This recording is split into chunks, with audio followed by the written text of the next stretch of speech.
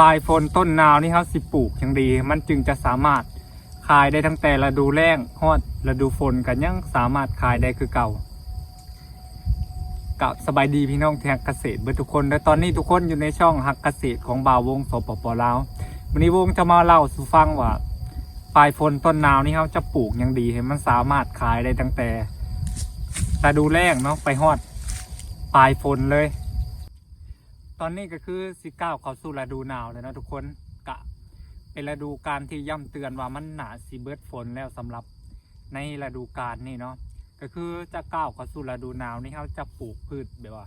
ชนิดใดมันจึงจะสามารถขายได้ตั้งแต่ตอนที่เขาปลูก2 เดือนแรกเนาะตั้งแต่เขาปลูก2 เดือนแรกไปฮอดฤดูฝนปลายฝนมาฮอดครบปีนึงก็ยังสามารถขายได้คือเก่าเนาะทุกคนมื้อนี้สิมาแนะนำให้ฟังเลยเด้อก็คือพืชทำอิฐที่อยากแนะนำให้ปลูกก็คือหมักพริกหมักเพชรเนาะทุกคนก็คือหมักเพชรนี่มันเป็นพืชอายุสั้นเนาะเขาสามารถปลูกได้2 เดือน3 เดือนเขาก็สามารถเก็บขายได้แล้วเนาะและก็หมักพริกนี่มันสามารถเก็บขายได้ถึง1 ปีเนาะทุกคนก็คือถ้าเขาเริ่มกล้าเริ่มปลูกในช่วงเดือน9 เดือน10นี่นะมันจะสามารถเก็บขายได้ไป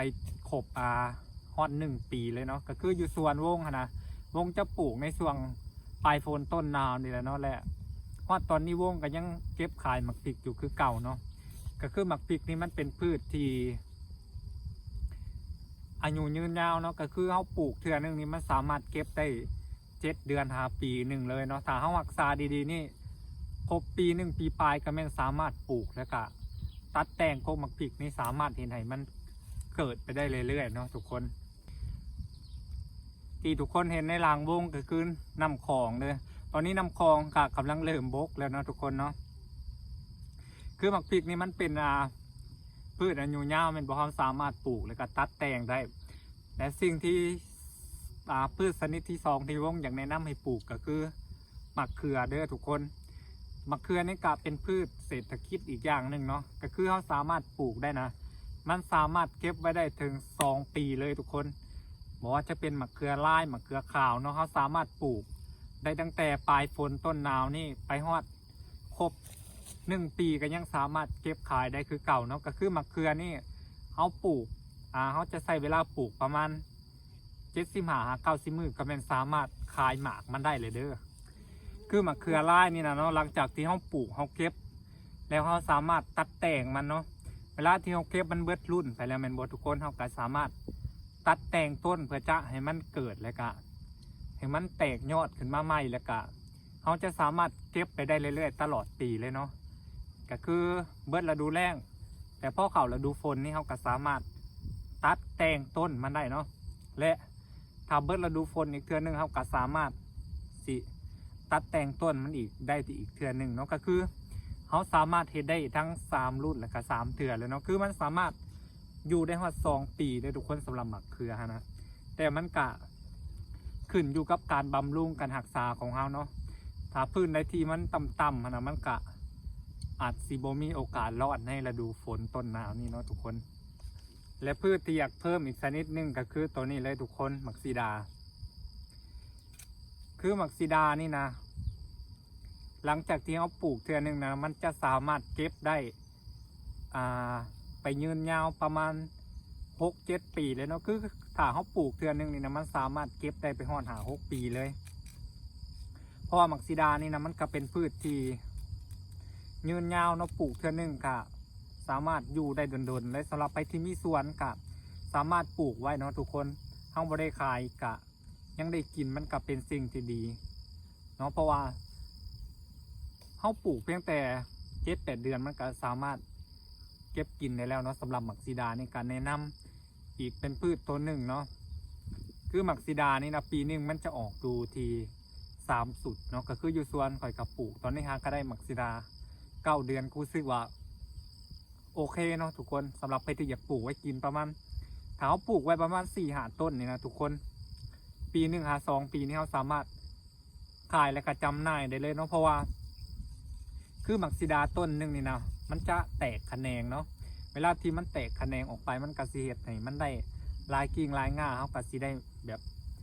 มักซิดาหลายๆดกๆเลยเนาะเขาสามารถ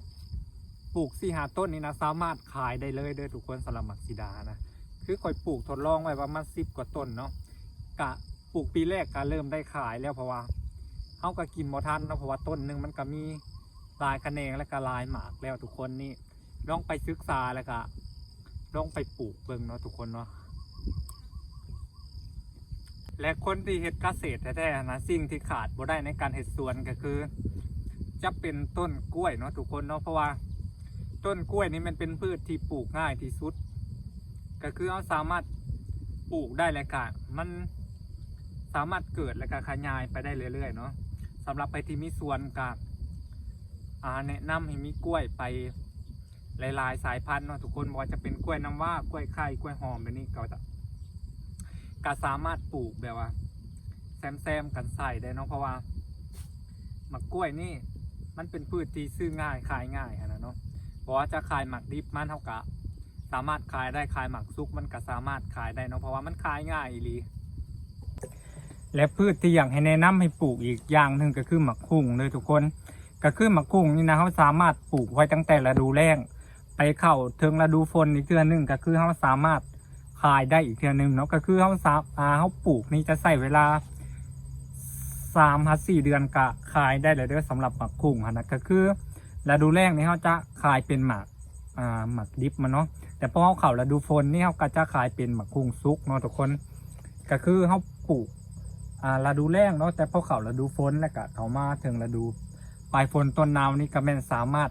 ขายได้อีกเท่านึงเนาะอันนี้มันแล้วแต่พื้นที่ของทุกคนเนาะหลายๆคนก็อาจจะมีพื้นที่ต่ำเนาะเพราะแต่พอเขาถึงฤดูฝนนี่หมักคุ้งมันก็อาจสิบ่ย่างเนาะเพราะว่าหมักคุ้งนี่พอมันถือน้ำอ่างหลายๆมันก็เสียให้ต้นมันบวมแล้วก็ต้นมันตายได้เนาะก็คือหมักคุ้งนี่มันจะหมัก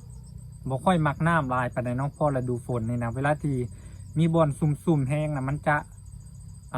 ตายได้เนาะบ่คือหมักพริกนี่มันอาจจะมีความทนสูงกว่าต้นหมักคุ้งเด้อเพราะแต่เขาฤดูฝนนี่นะหมักคุ้งมันจะมีโอกาสรอดสูงกว่าหมู่เนาะก็คือบอกว่าจะเป็นหมักเขือหมักพริกนี่หมักพริกจะทนทานกว่าหมู่ในเรื่องน้ำในเรื่องอันนี้นะทุกคนเนาะก็คือหมักกุ้งนี่นะเขาจะสามารถขายหมักดิบมันได้เนาะในช่วงฤดูแล้งก็คือยาวๆไปเลยแต่พอเขามาในฤดูฝนนี่นะเขาจะขายเป็นหมักซุกมันเอาเนาะทุกคนเพราะว่าหมักกุ้งในฤดูฝนนี่มันจะบ่ค่อยเป็นราคาเนาะก็เลยจะเน้นขายเป็นหมักซุกมันก็คือมันจะสามารถขายยาวๆตั้งแต่ฤดูแล้งเนาะมาฮอดฤดูฝนก็คือสามารถขายได้คือกันด้วยสำหรับหมักกุ้งนะคือหมักกุ้งนี่นะมันจะมี2 สายพันธุ์เนาะทุกคนก็คือมันจะมีพันธุ์ต่ำกับพันธุ์ขายหมักซุกมันเป็นบ่